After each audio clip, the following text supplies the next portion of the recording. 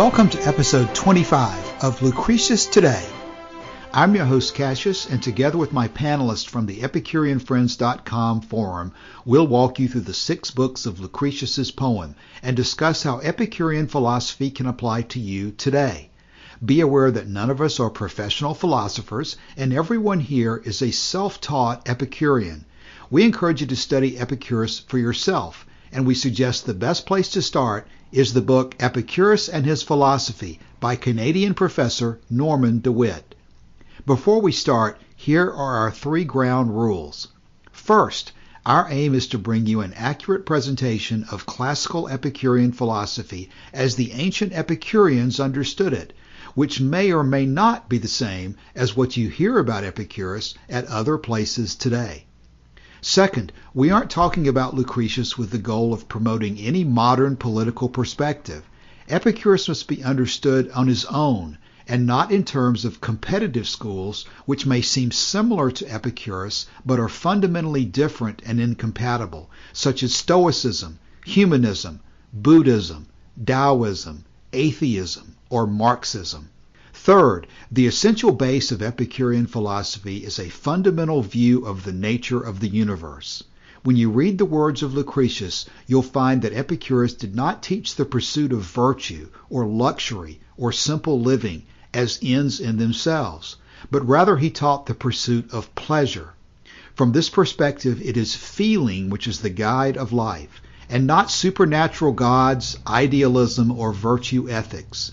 And as important as anything else, Epicurus taught that there's no life after death, and that any happiness we'll ever have must come in this life, which is why it is so important not to waste time in confusion. Now let's join today's discussion with Martin reading the text from Book 2. Besides, were all motion of the seeds uniform and in a straight line, did one succeed another in an exact and regular order, did not the seeds by their declining occasion certain motions as a sort of principle to break the bonds of fate and prevent a necessity of acting and exclude a fixed and eternal succession of causes which destroy all liberty? Whence comes that free will? Whence comes it, I say, so sensibly observed in all creatures of the world who act as they please, wholly rescued from the power of fate, and is that will by which we are moved, which way soever our inclination leads us? We likewise forbear to move, not at any particular time, nor at any certain place, but when and where our mind pleases. And without doubt, the will is the principle that determines these motions, and from whence all motion is conveyed to the limbs. Don't you observe, when the barriers of the lists are thrown open of a sudden, the eager desire of the horses cannot start to the race with that celerity as their mind requires, because the spirits or particles of matter that maintain the course must be got together from all parts of the body, and stirred through every limb, and fitly united, that they may readily follow the eager desire of the mind. You see then the beginning of motion rises in the heart, proceeds then by means of the will, and is thence diffused through every limb over the whole body. But the case is otherwise, when we act as we are compelled by force, by the prevailing power and the great violence of another.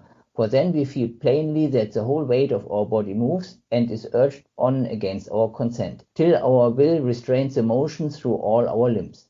Don't you see now that though an outward force drives us on, and often compels us to proceed against our will, and hurries us headlong, yet there is something in the heart that resists and strives against that compulsion, at whose command the spirits or particles of matter are forced through the nerves into the several limbs and members, and are curbed likewise by the same nerves and obliged to retire backwards.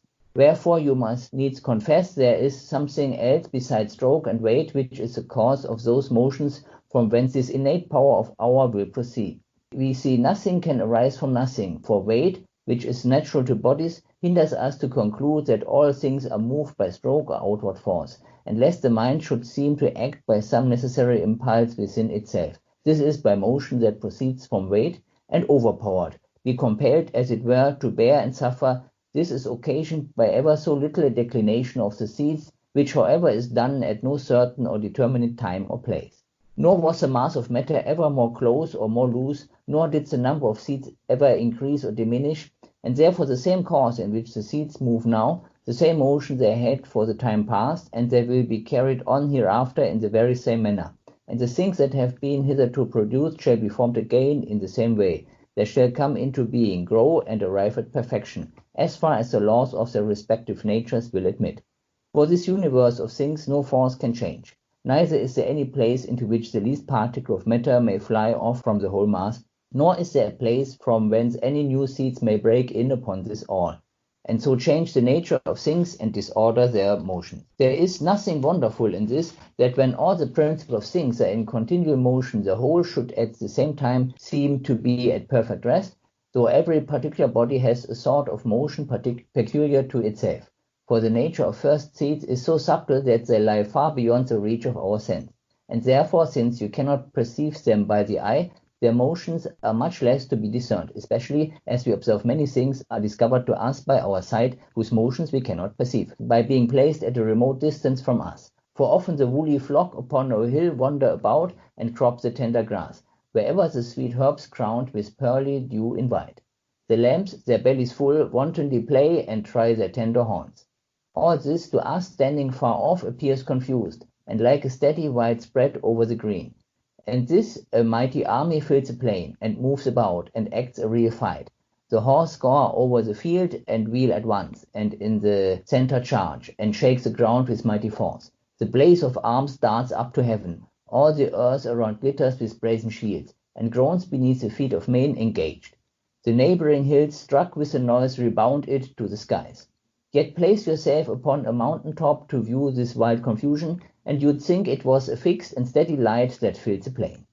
Thank you, Martin. Last week we discussed the swerve in terms of how it leads to the formation of matter when atoms swerve into each other. And this week we're talking about the impact of the swerve on what people generally call free will. There's a lot in these sections. Anybody want to start? Yeah, this is really difficult because to me, this section, Epicurus did not have access to some information that we have now. He didn't know about neurotransmitters and, how the brain works. And so he has excluded decision making and desire from the causal chain in a way that scientists now would not do. So if somebody takes this as the Epicureans today say, oh, this is exactly how it happens, they would be right to ridicule us. But this is not, at least for me, being an Epicurean, not a good description of agency that can be supported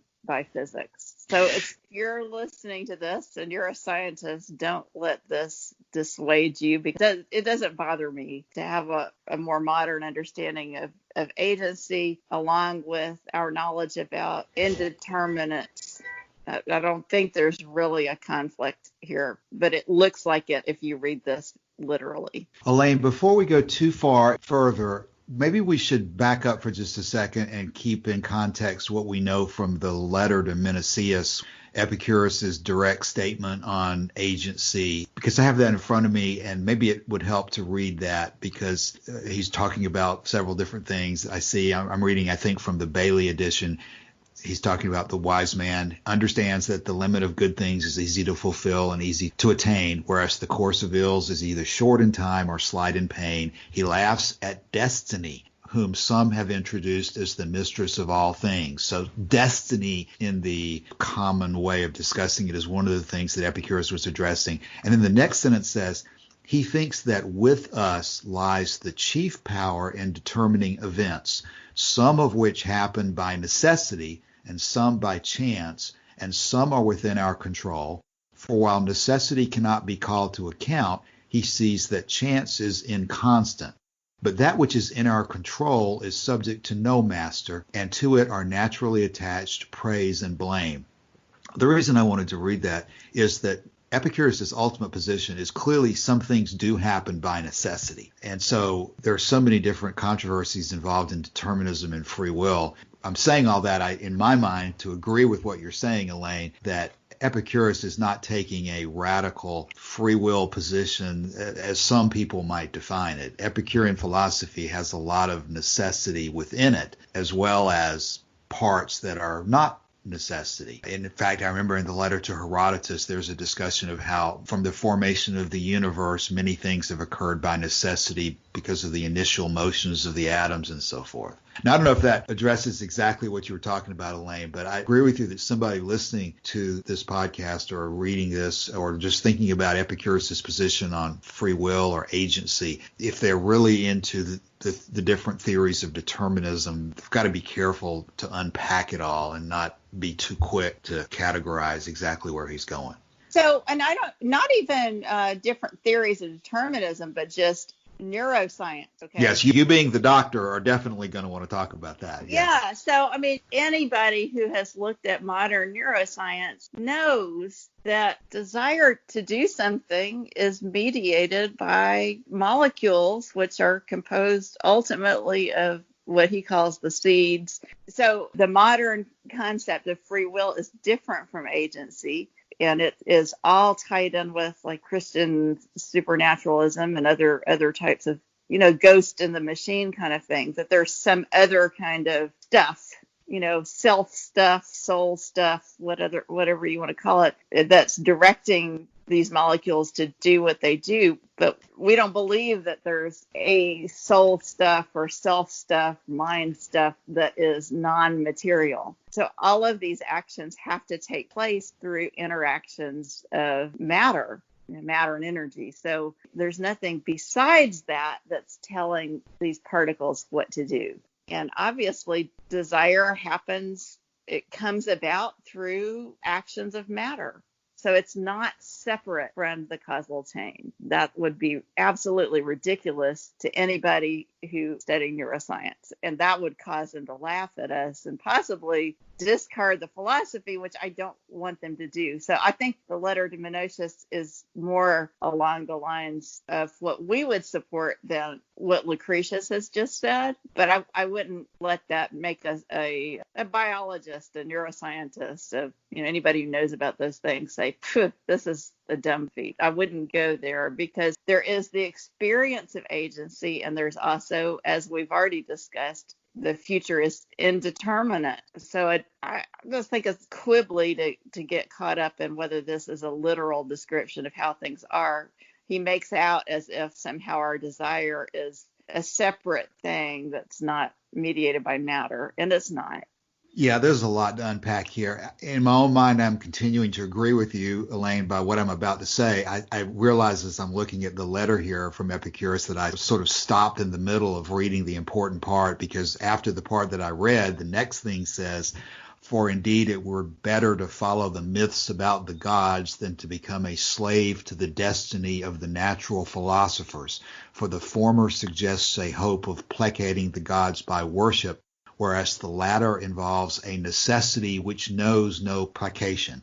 And then he says, "As to chance, he does not regard it as a god as most men do, for in a god's act there is no disorder, nor as an uncertain cause of all things, for he does not believe that good and evil are given by chance to man for the framing of a blessed life, but that opportunities for great good and great evil are afforded by it." And then last he says, "He therefore thinks it better to be unfortunate in reasonable action than to prosper in unreason." All of which I've read again to say that I think Epicurus comes at this from a very practical point of view, that if somebody gets caught up in theories of hard determinism, to me, it's very easy to fall down into the abyss of thinking that nothing matters, because whatever's going to happen is going to happen. Yes. And therefore, there's no reason for us to take any action in our own lives, no reason for us to discipline our minds, to work on a particular project in any particular direction, because we have no control over our destiny. So why even make the effort? And I know that that's a very simplistic argument, and I know that people who are into philosophy are going to say, well, that doesn't address anything that we're really talking about. But I think that's what common, ordinary people, who I consider myself to be very common and very ordinary, those are the things I think go through people's minds if they get introduced to the subject of materialism or determinism, and they don't have somebody who, like Epicurus, is attempting to give a reasonable presentation of it. They'll just immediately recoil and say that my mind is made of more than matter and void, because Right. I can think, I can make my own decisions, so you're just full of bull.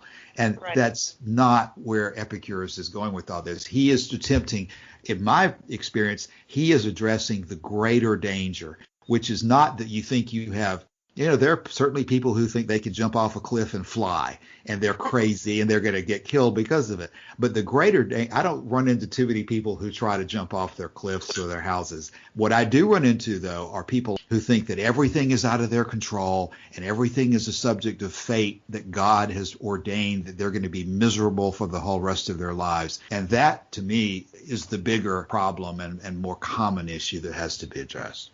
And I've said too much. Charles and Martin, what do you guys think? Well, I forget the exact source of this, but I read that it was quite clear that part of the whole issue of why Epicurus believed in the sort of presence of free will, or the ability to influence our own causal chains, was so that we could have moral accountability for our actions. Now, I don't know about that, Charles. I know that there are people who are very concerned about the issue of moral accountability. In my early conversations with people about Epicurus, I know that there are people who are very interested in the whole issues of crime and punishment, and whether we should ever punish or hold somebody accountable for their actions or not. And that's certainly a part of what we're talking about. I don't know that that's the motivating force from which Epicurus comes, but Elaine, you want to say something? Go ahead. Yeah, that wording, accountability makes it sound like there's something other than pleasure that is our goal. I wouldn't quite say that, but it can get... Accountability in terms of pleasure, is what you're doing working or not? That's the most I can say about accountability. I forget where the exact source was. I don't think it was DeWitt, but it was more about justice, given the last 10 of the principal doctrines and etc. That clearly is a huge issue. I've got the letter again in front of me, and that passage says, "But that which is in our control is subject to no master, and to it are naturally attached praise and blame." And you could certainly carve that out, and we could spend a lot of time talking about what praise and blame really means, and whether we act on praise and blame, and like I said, issues of crime and punishment and justice and so forth are directly all related, and it's a very emotional issue. Mm-hmm. It leads a lot of people to take a position consistent with determinism, because they don't, whether they're interested in themselves and their actions, or they're looking at other people. You have all these issues involved of how to actually make decisions regarding whether somebody's responsible for their actions or not. It's like I want to get back to issues and on ends. Agency thing before we get too far away from it. Yeah, right. Because I would be hesitant to say that we should be promoting a particular perspective on reality for another purpose, like that we would say, well, we want to say reality is this way because, of another goal. That would be pretty anti-science. I have a hard time. I completely agree. It'd be anti-honesty, anti-candor, all the things that supposedly Epicurus is into. And the reason that Epicurus was in favor of, accuracy is that you cannot make accurate decisions for pleasure unless you are getting an accurate view of reality. So I want to make that clear. So if you were to distort your understanding of, neuroscience in order to support some other piece of this, then you're losing access to factual information that could, mess up your skill at getting pleasure for yourself, because you're not working with what's actually happening. So I would caution against that. So, but back to agency, to me, obviously our desires occur because of matter interacting with matter. So it's not some other thing going on, but we are participating in the creation of what happens next. The future is a participatory event. So to me, it doesn't really matter that particles which have been interacting with each other since I was conceived have produced my desire. Like there's nothing outside of those particles which have resulted in my desires. That doesn't mean that I am not, as a person, participating in what happens in the future, and that some God has not predetermined it. Martin, any comment on that, Martin? No comment. Okay, all right. I'm agreeing with you, Elaine, too. I think agency is the initial important issue we have to delve into, and I don't think there's any way that Epicurus can be interpreted as arguing that we are just totally in control of everything that happens to us. I would relate it to the initial observation about pleasure and pain. He observes that pleasure and pain are what all young animals do immediately at birth. They obviously don't have necessarily any control over what it is they find pleasurable and painful. They're being led by nature in very basic natural ways to pursue certain types of pleasure and certain types of pain. And they're not responsible for being born the way they are. So there's clearly an agency that comes into play at times, but we obviously don't make ourselves from scratch. Well, even further, agency still happens. Agency is part of the causal chain. Agency is not separate from the causal chain, but the causal chain is not determinate. Would you say not fully determinate or not in any way determinate? No, it's probabilistic. That's a good way of putting it. Yeah. So, using those words can trick somebody who doesn't know anything about physics. But agency is not some special thing that happens outside of particle action. It's not less determinate, more determinate than anything else. But it is still an active participation in what happens next.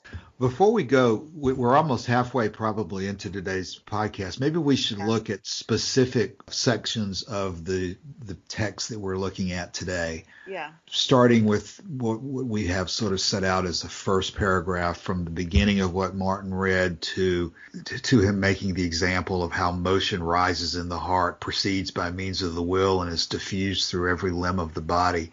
So basically in that first passage, he is just saying that there is some feature of will in, at least, I guess his example is horses. Implicitly he's talking about humans as well. But he's saying, look at the way horses or any other living being like us is going to move. We make a decision to move and then the motion follows. Yeah, part where he's not distinguishing between, like molecular action and our action as an organism. So if you're just talking about our action as an organism, we're clearly not billiard balls getting knocked about by external forces. But within us, we have this, basically billiard ball. So he's not making that clear, and that's the part that's going to bother people. But if you just look at if you just take it as that we're not like a table that can be moved here or there, that our desires are participating in the results, then that's fine. And that's kind of what he addresses in the next section that I'm looking at. He does start talking almost about billiard balls in terms of outward forces. He's talking about that even when there are outward forces driving us on, we have the capacity to resist those outward forces. And that resistance, apparently he's observing, comes at the command of the mind. If you look at somebody who's being pushed along against their will, if they resist at all, you're still seeing an example of the mind acting against outside influences. Yeah, so when we would say maybe internal, particles belonging to the body opposing particles not belonging to the body, perhaps, but all still matter. He's describing like a form of autonomy. Yeah.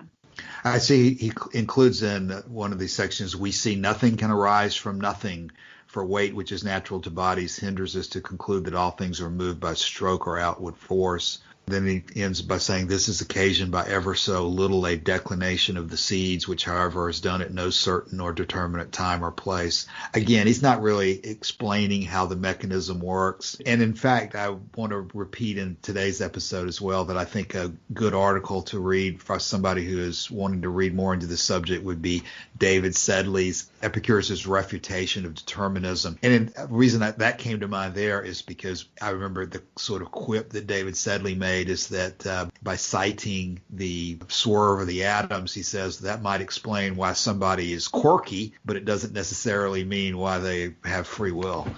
And then the last paragraph, he goes off into discussing or making an analogy with how we observe a flock of maybe sheep on a distant mountain appearing to be a single body. What do you make of that paragraph? Is that a horse or a cow over yonder question from his biography, from Epicurus' biography? Right.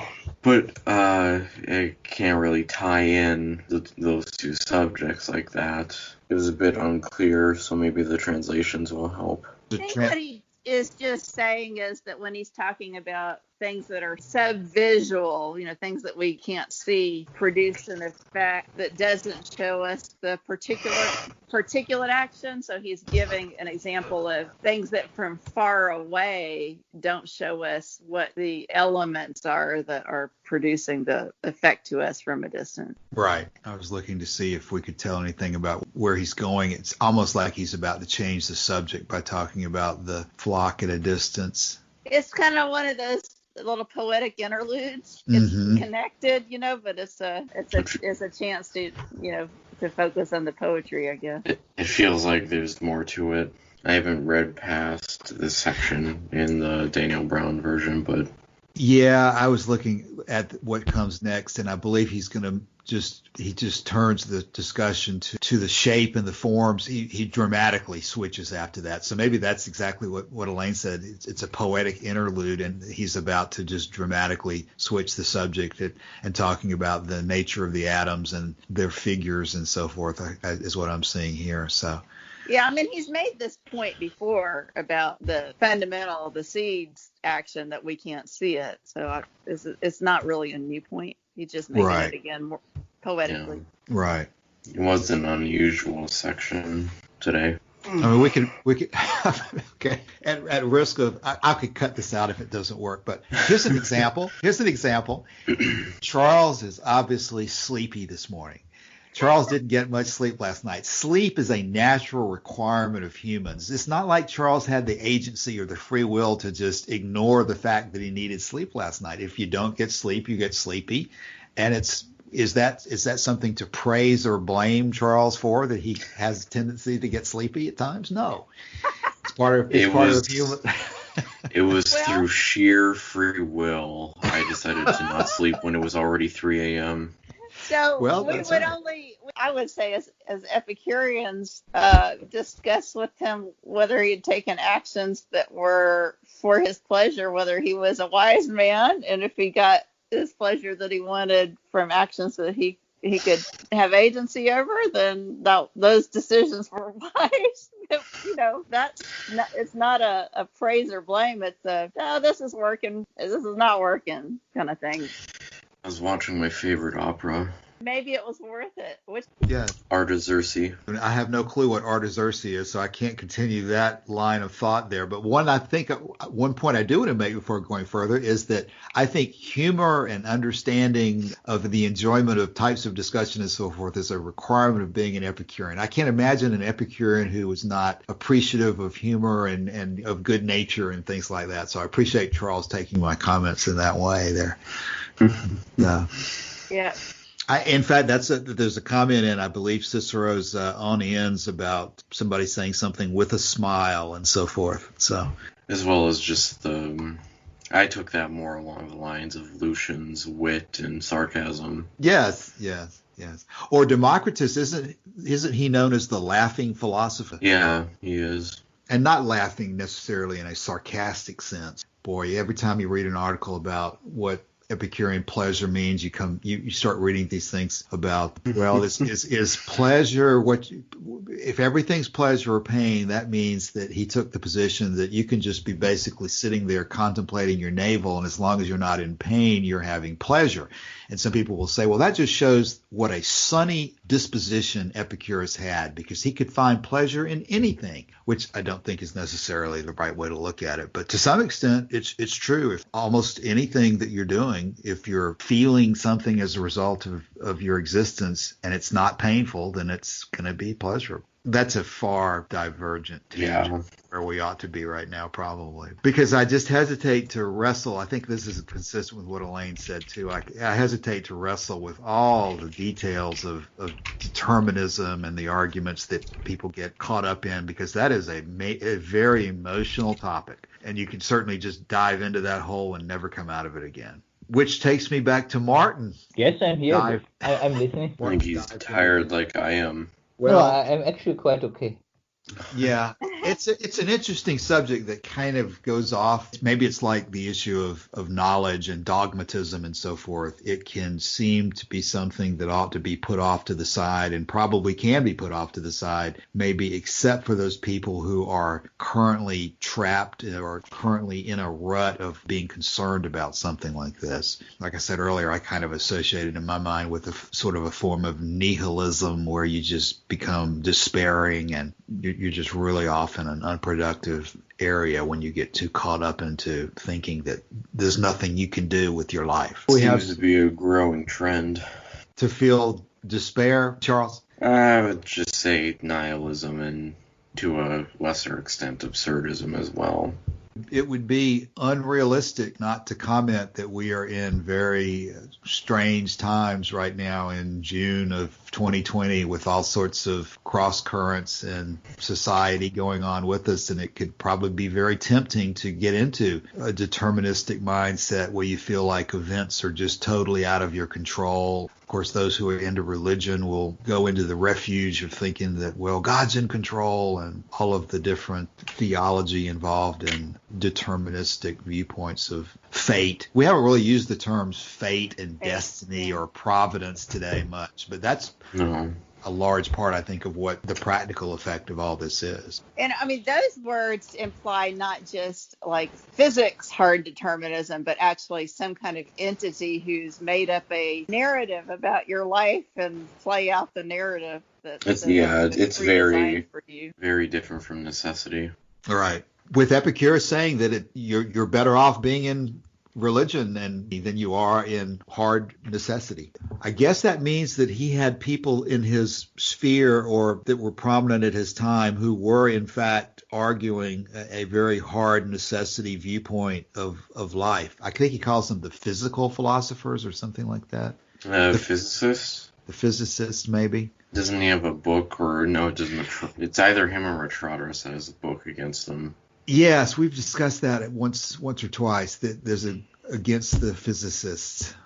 Well, I relate this in my mind to some of the discussions of the Epicurean views on theology or religion. I have to take the position myself that I think Epicurus was devoted to being honest and absolutely saying exactly what he thought. And that's why, therefore, even if I disagree with his conclusions on theology, I'm still going to take seriously what he said. And I think I apply that to this as well. I have this sense that someone who gets enthralled by determinism, hard determinism, whatever, I see that as a very, very dangerous direction to go in that's worthy of all sorts of warnings and encouragement not to go in that direction almost as much or maybe even more so than religion. That's almost explicitly what he's saying in the letter to Menicius, that this idea that you have no control over your future is worse than many types of religions. Mm-hmm. In fact, I think that's also in the letter to Menicius earlier on about how some things are in our control. Our future is partly,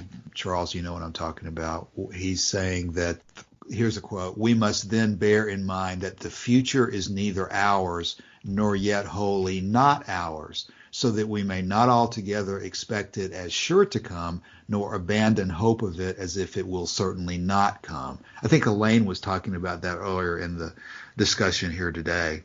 And this relates also to that sort of well-known passage that Epicurus refused to state whether Metrodorus would be alive or dead tomorrow. If you remember that, he's apparently responding against determinism there by saying that you don't have the type of destiny that would allow you to absolutely answer that question. And that's a deep subject that I'm not prepared to give anything particularly enlightening on, but it's certainly part of the text that he said that and was fighting back against some type of argument involving either necessity or fate or determinism.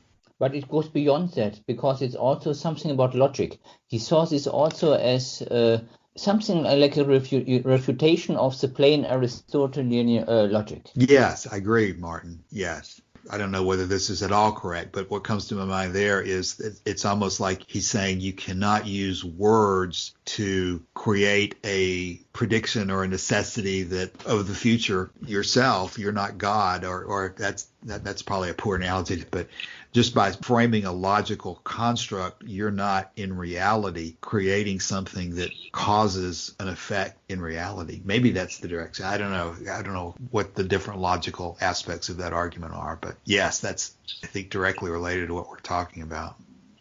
And of course, I'm looking still at the letter. The next sentence after the part about the future not being neither ours, the next sentence is, we must consider that of the desires, some are natural and others vain. Well, what is a natural desire other than something that's sort of implanted in us as part of our nature? We didn't dream up those desires ourselves. And so therefore, we're not wholly responsible for them being there. We may be praised or blamed according to whether we engage in them or not, but it's certainly, if there's a natural desire, it's not something we just made up on our own. That's a whole nother discussion, though. Oh, man, I remember quite a few months ago on the Discord, a lot of extrapolation on what was constituted as natural and unnatural. Right. Very difficult to do. But just the idea that there are natural desires, I think, is a statement that these desires are implanted within us and not because we chose them to be. Charles is not to be, here we go. Charles is not to be praised or blamed because he gets sleepy. That's natural to be sleepy. Might not have been very prudent, but Right. That was my point. It's like decisions lead to whether you're sleepy or not sleepy at certain times. Within the constraints of biology, I mean, we don't have control over whether we need to sleep a certain amount, but we can have some control over our schedule and stuff like that. But sometimes those choices are for pleasure, like watching an opera. So it's not for somebody outside of you to make a decision on whether that was wise, right? Yeah, I'd say it was a night well spent. Yeah, then that's the wise person's choice. I don't think we want to get into an orgy of libertarianism here, but who gets to make that decision for you, Charles, other than yourself? Who knows your context better than you do? Right. For all you know, you may have reason to think you're going to be dead later today, and you may have wanted to spend your time the most pleasant way you possibly could within the time that you had available to you. It's very difficult or impossible for somebody from the outside to know all of your circumstances and what gives them the right to make that decision for you as we continue our orgy of libertarianism. Well, we've probably gone far enough that we are ready to talk about closing comments, unless somebody wants to bring up another tangent. Well, I guess one thing I've always had an issue with in regards to the three different types of desires, I've never quite understood why some of them are to be avoided if pleasure itself is good. Can you give an example? Well, there's plenty of literature to support why they're not quote unquote good. The unnatural and unnecessary desires. Oh, that's a whole... Exactly. It is a very different subject. I mean, okay, so that it's off, but I mean, we have time, I guess. Yes. So my understanding of where he means unnatural, it really looks like he talks about futile things that are impossible to have. So it's desire for unreal things. Yeah. A house made of gold. Huh?